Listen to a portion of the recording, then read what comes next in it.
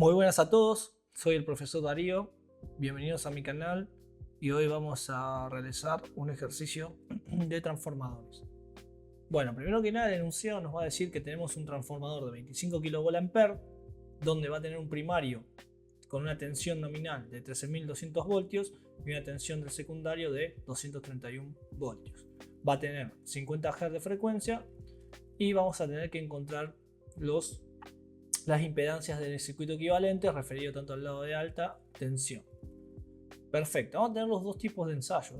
El ensayo de vacío, porque sabemos que el ensayo de vacío consiste en un ensayo donde tenemos el borne abierto del lado contrario donde hacemos el ensayo y vamos a medir tensión, corriente y potencia. En cambio, en el ensayo de cortocircuito vamos a tener el circuito donde no hacemos el ensayo, vamos a tener cortocircuitado y vamos a medir también tensión, corriente y potencia. ¿Por qué hacemos el lado de baja tensión con el ensayo de vacío? Es porque nosotros necesitamos usar tensión nominal, con lo que conlleva de que si nosotros hacemos el ensayo de vacío en el primario, vamos a tener que instalar una tensión de 13.200 voltios, lo que no es muy práctico para realizar un ensayo. En cambio, el ensayo cortocircuito va a ser un ensayo que se realiza a corriente nominal, donde vamos a tener que hacer circular la corriente nominal, donde el lado de baja va a tener una corriente mucho más alta que el lado de alta. Entonces es mucho más práctico realizarlo en el lado de alta tensión. Primero que nada vamos a obtener la relación de transformación, que es simplemente dividir la tensión del primario dividido la tensión del secundario y nos da este valor. Ahora, para obtener la resistencia de vacío, vamos a nosotros que tener algunas suposiciones para poder realizar. Acá nosotros vamos a tener un ensayo donde vamos a tener una fuente acá que va a hacer tensión nominal, es decir, 231 voltios, y cuando nosotros instalamos esa fuente con el circuito secundario abierto, vamos a tener que circular la corriente para adentro de 2,3 amperes y vamos a tener un batímetro que mide 85 vatios. ¿Qué pasa acá?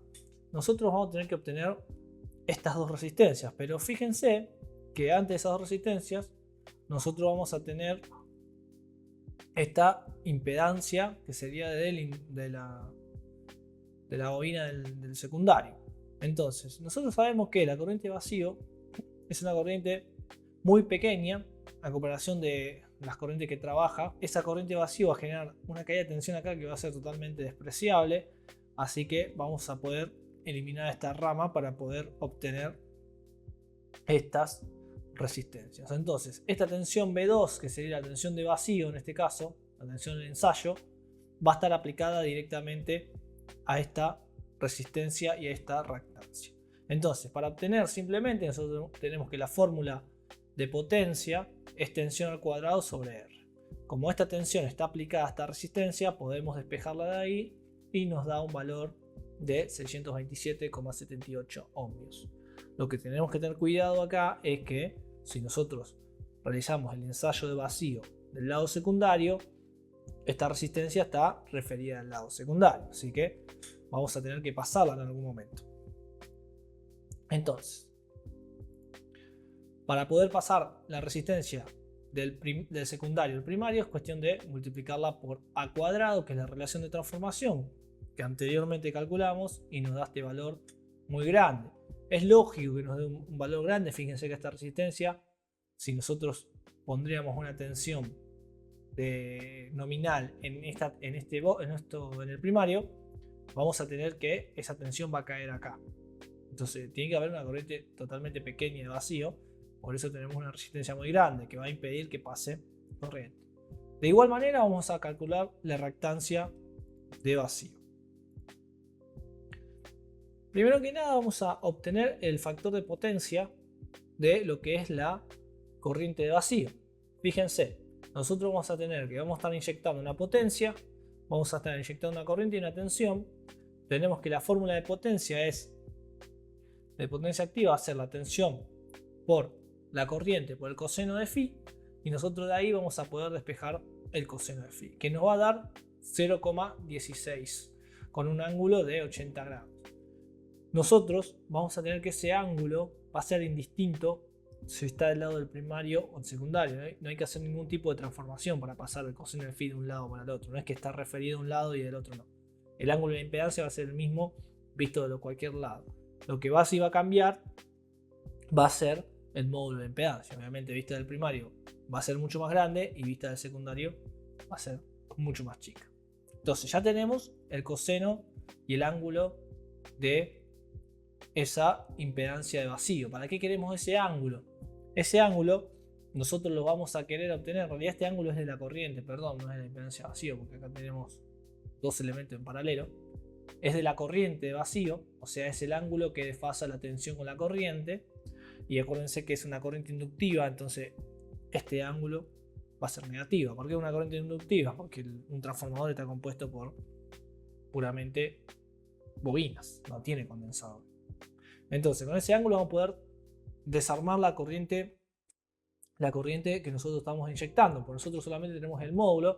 Entonces con el coseno vamos a poder sacar la corriente que circula por acá y con el seno vamos a poder sacar la corriente que circula por acá. Fíjense que esta corriente I0 se va a dividir en dos, donde la parte real va a pasar por la resistencia y la parte imaginaria va a pasar por la reactancia. Entonces tenemos que la corriente que pasa por la resistencia es con el coseno, fíjense, nos da 0,38. Esto sigue siendo el lado secundario, no nos olvidemos de eso.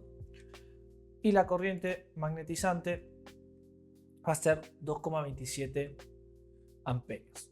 Con esas corrientes yo voy a poder calcular lo que es la reactancia. La reactancia va a ser ni más ni menos que aplicar la ley de Ohm aquí. Si yo tengo esta tensión que está aplicada en bornes acá, acuérdense que nosotros despreciamos esta caída, la tensión B2 va a estar aplicada acá. Si yo la divido por la corriente que circula, voy a obtener el módulo de la reactancia. Nosotros sabemos que esto es algo puramente inductivo.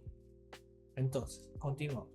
Nosotros tenemos la reactancia puesta del lado del secundario. Vamos a necesitar pasarla al lado del primario, como hicimos con la resistencia, es simplemente multiplicarla por A cuadrado por la relación de transformación al cuadrado. Entonces, a ver qué tenemos. Bueno, vamos al ensayo de cortocircuito. En el ensayo de cortocircuito, nosotros vamos a tener que cortocircuitar este borne y va a quedar la tensión B1 aplicada directamente a estas impedancias. La impedancia de vacío va a ser despreciada, ya que la corriente de vacío es muy pequeña en comparación de la corriente nominal. Entonces, si yo tengo aplicada esta tensión y estoy midiendo esta potencia, a partir de la fórmula de potencia, recordemos que la fórmula de potencia es I al cuadrado por R, y ahí despejando R, nos va a dar este valor. Este valor representa a las dos resistencias juntas, no es que R1 vale esto. Esto vale las dos resistencias juntas. Nosotros cuando tenemos un enunciado y no nos aclara qué relación hay entre R1 y R2, podemos tomarlas como que las dos son iguales, entonces cada una va a ser la mitad de esto. Entonces hacemos esto dividido 2 y nos va a quedar el valor de cada una. Recordemos que R2 está referida al primario, eso no lo olvidemos. Después, Z equivalente va a ser la tensión aplicada en esta toda impedancia dividido la corriente. Esto es puramente la ley de Ohm y nos va a dar el módulo de la Z equivalente o Z de cortocircuito. Ahora nos faltaría obtener lo que es la reactancia. ¿Cómo obtenemos la reactancia? Sabemos que vectorialmente esto al cuadrado más esto al cuadrado menos esto al cuadrado, todo raíz cuadrada. Vamos a ver ahora.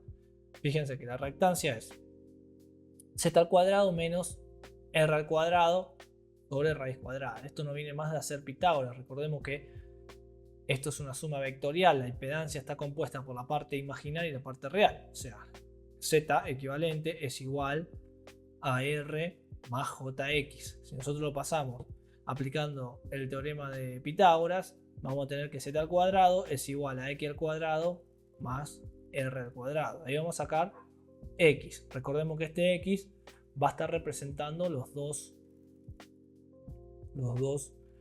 reactancias de acá. Recordemos que X y R tienen sus valores. R significa las pérdidas que tienen las bobinas a nivel de potencia activa, es decir, para hacer las pérdidas que genera la bobina cuando le circula el corriente, el calor que generan las bobinas. Y X va a ser el flujo que no enlaza el circuito magnético. Nosotros siempre sabemos que por más que tengamos un circuito magnético con baja reluctancia, siempre algunas líneas de flujo se van a cerrar en el aire. Bueno, esto representa el flujo no enlazado en el circuito magnético y que produce una caída de tensión en la fémura.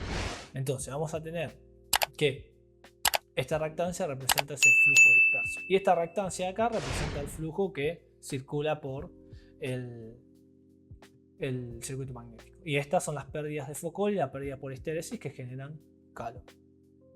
Entonces tenemos que X es ahí y ya tenemos, si la dividimos por 2 nos va a tener el valor de cada una. Bueno, ahora solo cuestión de agarrar y poner estas dos resistencias al circuito equivalente y ya tendríamos todos los parámetros que calculamos. Bueno, hasta acá el ejercicio, espero que les haya servido. Si quieren contactarse conmigo para tener clases particulares o alguna duda que tengan, no duden en enviarme a la casilla de correo que está acá en los comentarios o comenten lo que necesiten. Yo, si puedo, les contesto cualquier duda que tengan. Que tengan un buen día y un abrazo a todos.